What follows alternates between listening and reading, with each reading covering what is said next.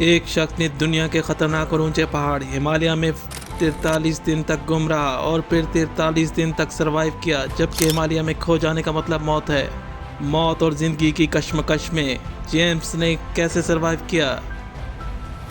दिल दिला देने वाला ऐसा इंसिडेंट जो नाकाबिले यकीन था। ये थे जेम्स जो 43 दिन तक हिमालय में भटक गए थे। वेलकम टू अंधेरों का सफ़र। आगे बढ़ने से पहले हमारे चैनल अंधेरों के सफ़र को सब्सक्राइब कर दें, बेल आइकॉन को प्रेस कर दें। दिसंबर 1992 ऑस्ट्रेलिया से ताल्लुक़ रखने वाले जेम्स एक मेडिकल स्टूडेंट था। अपनी तालीम मुकम्मल कर चुका था और कुछ नया करना चाहता था। किसी एडवेंचर का प्लान कर रहा था। जेम्स ने अपने एडवेंचर प्लान अपने एक दोस्त से शेयर किया जिसका नाम टिम हूपर था, जो जेम्स का बेस्ट फ्रेंड था और यूनिवर्सिटी फेलो था। अब इन दोनों ने एडवेंचर के लिए नेपाल जाने का इरादा किया। इनकी मंजिल थी हिमालय।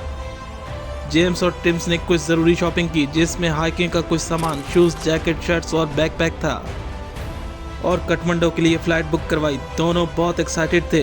लंबी स्टडी के बाद फ्री हुए थे और कुछ चेंज चाहते थे। खैर, वो दिन जब काठमांडू में लैंड हुए तो एक होटल का रूम बुक करवाया गया। हाइकिंग की तैयारी शुरू की। कुछ लोगों से मुलाकात हुई और कुछ ट्रैवलर से मुलाकात हुई ताकि हाइकिंग के बारे में कुछ ज़रूरी मालूमात हासिल की जा सकें। अब इनके पास कुछ सामान था। ट्रैकिंग के लिए मैप मौजूद था। अपने हिमालय का सफ़र का आगाज़ किया। दोनों हाइकिंग के लिए जोमसोन का ट्रेल का इंतखाब किया, जहां इनका सामना शानदार लैंडस्केप और खूबसूरत पहाड़, बर्फ़ से ढकी घाटियां। जेम्स और टिम्स ये देखकर बहुत खुश थे, एंजॉय कर रहे थे और अपने कैमरे से इस दिलकश मंजर को कैप्चर कर रहे थे। वहाँ एक कुछ टूरिस्ट से इनकी मुलाकात हुई। इनमें एक ऐसा टूरिस्ट था जो अकेला ही ट्रैकिंग कर रहा था, जिसका नाम मार्क फॉल्टन था। ये भी ऑस्ट्रेलिया से था। टिम और जेम्स को इनसे मिलकर बहुत खुशी हुई। फिर उन्होंने आगे का सफ़र मार्क के साथ करने का इरादा किया। 9,800 फीट पर पहुंचकर इन तीनों ने कुछ आराम किया और वहां मौजूद एक हट में कुछ देर रुके और खाना वगैरह खाया। दोबारा अपनी ट्रैकिंग का आगाज़ शुरू किया। अब जिस ट्रेल पर ये जा रहे थे, इनका सामना बर्फ़बारी से होने वाला था। तो अभी ये तीनों अपनी ट्रैकिंग कर ही रहे थे कि इनके दोस्त टिम को शदीद चोट लग गई। जेम्स के लिए ये बुरी खबर थी। टिम मज़ीद ट्रैकिंग जारी नहीं रख सकता था और नतीजा, टिम ने वापसी का इरादा किया, लेकिन जेम्स ने भी सफ़र को ख़त्म करना चाहा। टिम ने इसे मना किया और फिर टिम वापस चला गया और जेम्स और मार्क अपने ट्रैक को कंप्लीट कर रहे थे। मार्क हिमालय से अच्छी तरह वाकिफ था, लेकिन आगे जेम्स के लिए बहुत बड़ी मुश्किल आने वाली थी। ट्रैक पर शदीद बर्फबारी होना शुरू हो चुकी थी। ज़ीरो विजिबिलिटी थी, कुछ दिखाई नहीं दे रहा था। तेज़ हवाओं के साथ बर्फबारी हो रही थी। इस तूफान में मार्क और जेम्स कहीं दूर खो चुके थे। ये दोनों एक दूसरे की उल्टी सिमत में आगे बढ़ रहे थे, एक दूसरे को आवाज़ें दे रहे थे, लेकिन किसी को कुछ पता नहीं था कि वो कहाँ है। बर्फबारी कुछ थम सी गई, लेकिन जारी थी। जेम्स के सामने खतरनाक चढ़ाई आती है, जिसे पार करते करते जेम्स को 2 घंटे का वक्त लग गया। और जब ऊंचाई पर पहुंचा तो इसने देखा कि यहाँ तो पहाड़ और पहाड़ के अलावा कोई चीज़ नहीं थी। कोई ट्रैक मौजूद नहीं था। अब जेम्स समझ गया था कि वो खतरनाक और बुरी तरह फंस चुका है। जेम्स के पास खाने को सिर्फ 2 चॉकलेट बार थी और थोड़ा सा पानी था। पानी का प्रॉब्लम नहीं था, लेकिन खाने के लिए कुछ नहीं था। दिन से शाम, शाम से रात, लेकिन कोई ट्रैक ना मिला। और सर्दी से बचने के लिए कुछ खास कपड़े मौजूद नहीं थे, लेकिन बर्फबारी हो रही थी।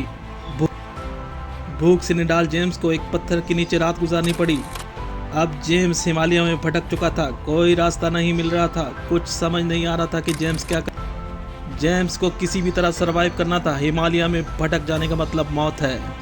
जेम्स के सामने कोई मंजिल नहीं थी, बस इसे किसी भी तरह वापस जाना था। मुश्किल ये थी कि खाने के लिए कुछ नहीं था।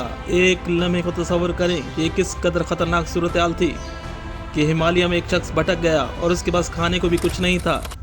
इस दौरान मार्क अपने आप को बचाने में कामयाब हो चुका था, लेकिन इधर काठमांडू में टिम मौजूद था। जेम्स की वापसी का इंतज़ार कर रहा था। टिम को क्या पता था कि इसका दोस्त बड़ी प्रॉब्लम में आ चुका है। इधर जेम्स ने फैसला किया कि वो ऊंचाई पर रहेगा ताकि कोई भी मददगार इसे देख सके। दिन गुजरते गए। टिम ने नेपाल की रेस्क्यू से मदद की दरख्वास्त की और नेपाल की रेस्क्यू ने जेम्स की तलाश शुरू कर दी थी। इधर जेम्स को एक नदी नजर आई। इस नदी के किनारे चलता रहा, लेकिन मजीद चलने से कासिर था क्योंकि थक चुका था। इसके पांव ठंडे हो चुके थे और नीले पड़ चुके थे। इसका जिस्म बहुत कमजोर हो चुका था। अब जेम्स हार मान चुका था। तकरीबन 40 दिन गुजर चुके थे। जेम्स सिर्फ पानी के सहारे जिंदा था, मरने का इंतजार कर रहा था। जेम्स इस कदर कमजोर हो चुका था कि वो उठ नहीं सकता था। जेम्स अब तक सरवाइव कर रहा था। नेपाल की रेस्क्यू की टीम का हेलीकॉप्टर मुसलसल तलाश जारी रखे हुए था। जहां उम्मीद होती है वहां कुछ नहीं मिलता, लेकिन जहां उम्मीद ख़त्म होती है वहीं मौजे होते हैं। ऐसा ही जेम्स के साथ हुआ। 43 दिन बाद जेम्स को हेलीकॉप्टर दिखाई देता है। जेम्स को ये देखकर जान में जान आती है। इसने फ़ज़ा में अपनी जैकेट लहराई।